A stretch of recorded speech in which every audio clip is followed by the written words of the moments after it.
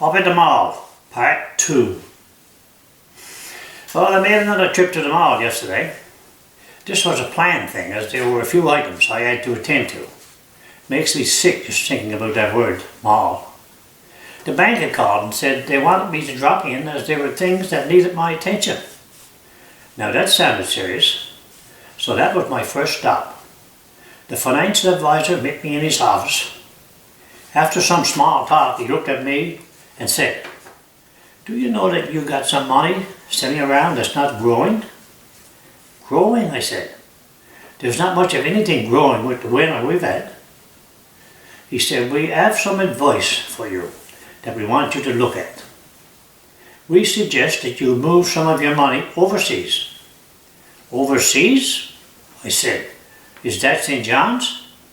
Must have thought I was joking, because he said, "No, we were looking at Asia." "Malaysia." "Stop right there," I said.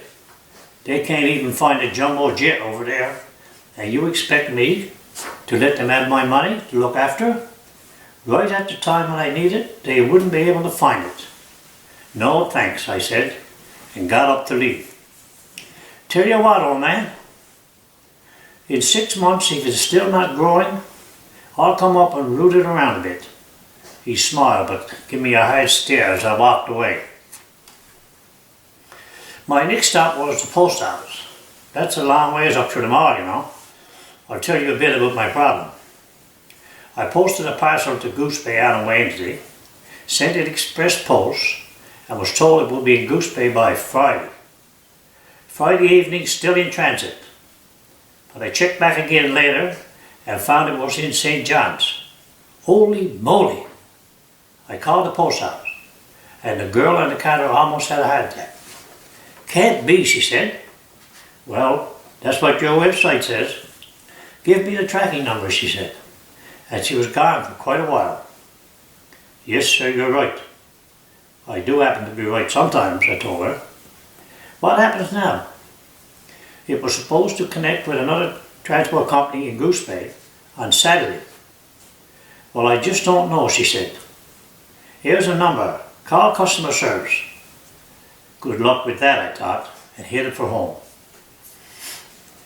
I called customer service and told them my problem, and they only made my problem worse. Where was the parcel shipped from? Where was it shipped to? Where is it now? Give her all the answers, and then a pause on the other end. "I don't see anything wrong with that, sir. Just keep checking back, as it's still in transit."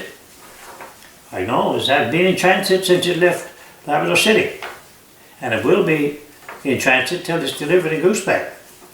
"I take it you're not from parts around here." "Why? Because if you were, you didn't study geography. See, the problem here is St. John's.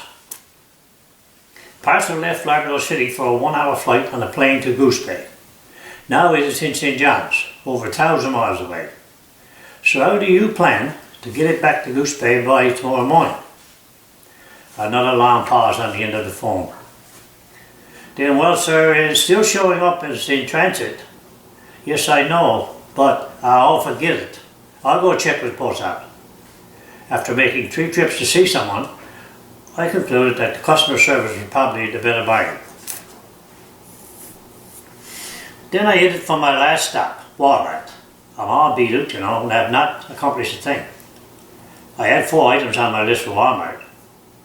The first was a bag of grass seed that's supposed to grow anywhere, on special. I quickly walked up to the proper spot, could not find any lawn seed. I got the attention of the worker and asked about the seed. Looking really important, she put all kinds of numbers in that fancy gun and said, "No, we're all sold out." "Sold out?" I said. "You only came in last night." "Sorry," she said. With of curiosity, I questioned, "How many bags did you have in?" 24, she said. I tried to hide my disgust. "When will you have some more?" "Don't know," she said. "The truck is being loaded in Montreal today." Well, while I'm at it, I might as well have one of those lawnmowers that's on special over there, because I'll need one once that seed takes root, if I ever gets any. I walked over to the aisle with all the lawnmowers, with my flyer in hand. Checked at the counter. No, sir. They have not arrived. When I asked when they would be in, not sure, sir, but sometime this week they should be in, and there are 4 on order. I had to turn around and leave before I said something. Halfway there, I thought, there's 2 more items. Synthetic oil on special. That should be easy. I'll just run down and pick up a couple of bottles. That should be simple. Or is it? Well, sir, over I goes. I still had my flyer and I walked and walked around and around. Should be simple to find a gallon of engine oil. Pretty hard to conceal a gallon of oil. All kinds of oil on the shelves. Engine oil, hydraulic oil, oil for your snowblower, oil for your lawnmower. But the one on special, nowhere to be seen. Tired of walking, I went to the counter with my flyer again. And again the gun came out. Beep, beep, beep. Sir, we don't carry that oil here. Well, what's it doing in the flyer? The flyer's down in Montreal, sir. But okay, I said, I don't need no more stories, and moved along. Right next to where my next item was supposed to be, on the way out of the store, a huge crowd had gathered, squawking like starved gulls around a fish plant. I got as close as I could and found it was some sort of promotion, which I wasn't interested in at all. One more item and I can eat at home. That's on the way out, so it shouldn't be a problem, no?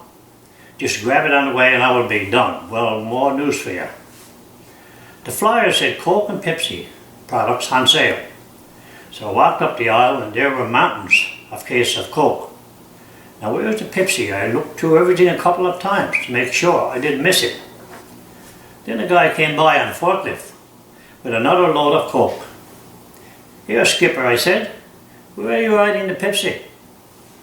I'll go back and check it out for you, sir. By now I was looking at my watch and thinking about all the time I'd wasted so far this morning. Is there any question why I ate malls? I was expecting to see a load of Pepsi coming around the corner anytime soon. Then the guy came back after half an hour and said, there won't be any Pepsi today, sir. The guy who delivers Pepsi slipped in this morning and never made it to work. I better get home from here before I go insane, and bolted for the entrance. I had only gone a few feet when I heard someone shouting, sir, come back. What's the problem? The light and the buzzer came on, she said. We have to check your purchase. I don't have any purchase, I said. Come with me, she said, as I commenced to drag along behind. After my explaining and their investigating, they apologized and said sometimes things don't always go right. No kidding, I said, and headed for the parking lot.